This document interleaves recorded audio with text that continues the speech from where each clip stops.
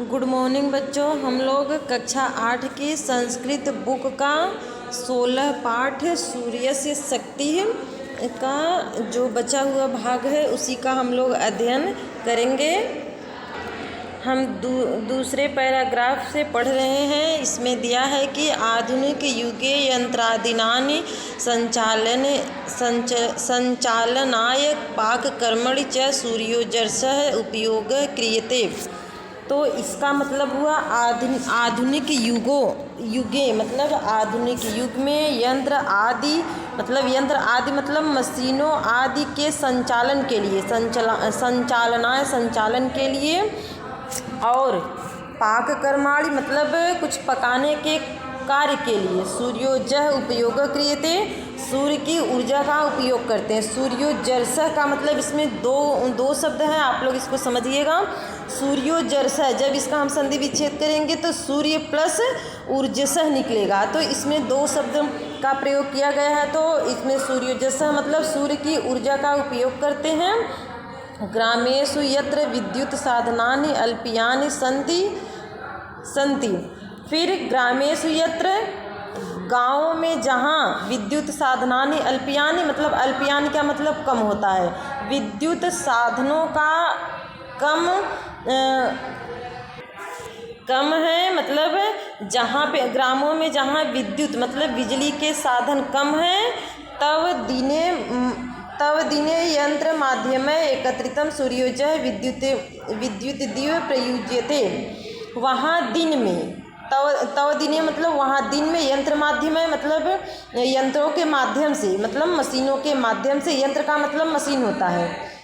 यंत्र माध्यम है मतलब यंत्र के माध्यम से एकत्रित सूर्योजसः एकत्रित सूर्य की ऊर्जा विद्युत दिव प्रयुज्यते बिजली के तरह प्रयोग किया जाता है। इसमें देखिए दो शब्द है, विद्युत दिव मतलब विद्युत होगा एक, फिर इव होगा, तो इव का मतलब होता है की तरह या समान। तो सूर्य की ऊर्जा बिजली की तरह प्रयोग की जाती है। ईदान कृषिक रमस्वपि अस्योपयोग क्रियते।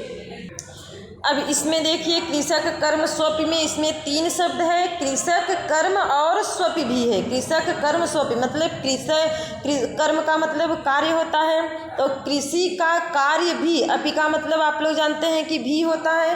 तो यह अब तो इदानी कृषक कर्म स्वपि अब तो खेती के कार्य भी अस्योपयोग क्रियते खेती के कार्य में भी इसका उपयोग किया जाता है। किसका उपयोग किया जाता है? मशीनों का। एक बार फिर से देख लीजिए, इदान कृषक कर्म स्वपि अस्योपयोग क्रियते अब तो खेती के कार्यों में भी इसका उपयोग किया जाता है। कूप जलय क्षेत्राणाम सेचनार्थः नूतनानि यंत्राणि सूर्य शक्त्या संचालितानि सन्ति। फिर देखिएगा कूप जलय मतलब कूप जलय क्षेत्राणाम मतलब नलकूपों के जल से, नलकूप जलय मतलब नलकूपों के जल से क्षेत्राणाम खेतों को, क्षेत्र का मतलब खेत होता है, तो क्षेत्राणाम यहाँ पे दिया है तो खेतों को सेचनार्थ मतलब सींचने के लिए, नूतन का मतलब नया होता है, सींचने के लिए नए यंत्रों को, यंत्राणि मतलब यंत्रों को सूर्य शक्त्या संचालितानि सन्ति सूर्य की शक्ति से चलाया जाता है। फिर इसको मिला लीजिएगा, कूप जलय क्षेत्राणाम सेचनार्थम नूतनानि यंत्राणि सूर्य शक्त्या संचालितानि सन्ति। नलकूपों के जल से खेतों को सींचने के लिए नए यंत्रों को सूर्य की शक्ति से चलाया जाता है। संचालित का मतलब होता है उसका संचालन किया जाता है या चलाया जाता है। फिर इसमें देखिएगा जीवानाम स्वास्थ्याय अपि सूर्यस्य महती भूमिका अस्ति। मतलब जीवानाम का मतलब जीव कह लीजिए या प्राण कह लीजिए, तो प्राण कहेंगे ज़्यादा बेटर होगा क्योंकि जीवानाम से अर्थ नहीं बैठेगा। तो जीवानाम स्वास्थ्याय अपि सूर्यस्य महती भूमिका अस्ति। प्राणियों के स्वास्थ्य के लिए, स्वास्थ्याय अपि मतलब स्वास्थ्य के लिए भी सूर्य से महती भूमिका अस्ति। सूर्य की महती मतलब बहुत अधिक भूमिका होती है। कतिपयाः योग क्रिया अस्या तपे एव क्रियते। कतिपया योग क्रिया मतलब कुछ योग क्रियाएं, कतिपया मतलब कोई मतलब कुछ योग क्रियाएं भी अस्या तपे एव क्रियते, इसकी उष्मा से की जाती हैं। यहाँ देखिए अस्या तपे लिखा है। अस्य रश्मि नाम मतलब रश्मि नाम का मतलब यहाँ पे होता है किरण। ये रश्मि जो है किरण का पर्यायवाची होता है। तो अस्य रश्मि नाम प्रभावेण अनेके त्वचा रोगा नश्यन्ति। इसकी किरणों के मतलब अस्य रश्मि नाम इसकी किरणों के प्रभाव से अनेक त्वचा के रोग नष्ट हो जाते हैं। नश्यन्ति मतलब नष्ट हो जाना होता है। इसके किरणों के प्रभाव से अनेक त्वचा के रोग नष्ट हो जाते हैं। ऋषे अथर्वणः मते उदीयमानस्य सूर्यस्य रश्मिभिः अर्धशिरोवेदं दूरीकर्तुं शक्यते। यहाँ पे लिखा गया है अथर्व मतलब ये अथर्व ये ऋषि का नाम है। अथर्व ऋषे मते मतलब अथर्व ऋषे मते का मतलब होगा अथर्व ऋषि के मत के अनुसार उदीयमानस्य सूर्यस्य उगता हुआ सूरज रश्मिभिः अर्धशिरोवेदनस्य दूरीकर्तुं मतलब अथर्व ऋषि के मत के अनुसार उगता हुआ सूरज की किरणें। फिर यहाँ पे रश्मि भी लिखा हुआ है तो उगते हुए सूरज की किरणें अर्धशिरोवेदनम मतलब आधे सिर के दर्द को, वेदन का मतलब होता है दर्द, आधे सिर के दर्द को दूरी कर्तुम शक्यते दूर कर सकता है। फिर से देख लीजिए एक बार।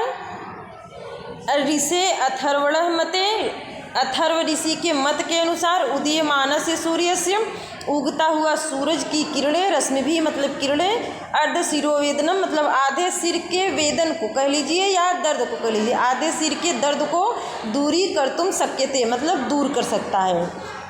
फिर देखिए अतः चिकित्सा क्षेत्रों अपि प्राकृतः चिकित्सा रूपेण सूर्य अस्माकं उपकारः। अतः चिकित्सा के क्षेत्र में भी अतः चिकित्सा क्षेत्रोपि मतलब अतः चिकित्सा के क्षेत्र में भी प्राकृतिक चिकित्सा रूपेण सूर्य प्राकृतिक चिकित्सा के रूप में सूर्य प्राकृतिक चिकित्सा रूपेण सूर्य प्राकृतिक चिकित्सा के रूप में सूर्य हमारा अस्माकम का मतलब हमारा होता है, अस्माकम उपकार हमारा उपकार करता है। शारीरिक शास्त्रे सूर्य से शरीर शास्त्र में सूर्य रश्मि सेवन सूर्य की किरणों का सेवन सूर्य स्नानम इति रूपेण प्रसिद्धम सूर्य के स्नान के रूप में प्रसिद्ध है।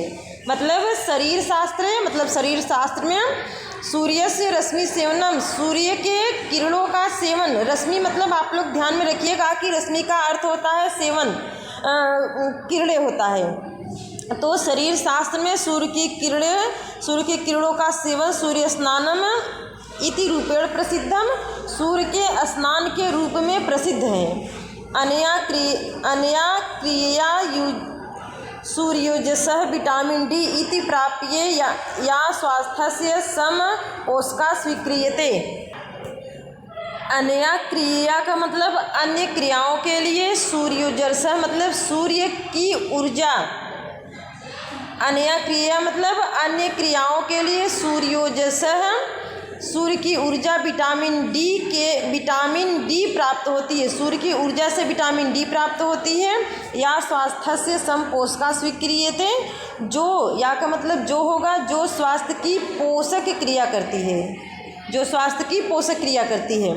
तो बच्चों आज हम लोग बस इतना ही पढ़ेंगे क्योंकि ये चैप्टर थोड़ा सा टफ लग रहा है, वर्ड इसमें नए नए हैं, इसलिए आप लोग इतने पढ़िए और इसके आगे का थोड़ा सा जो बचा है इसको हम कल पढ़ा देंगे। Thank you so much.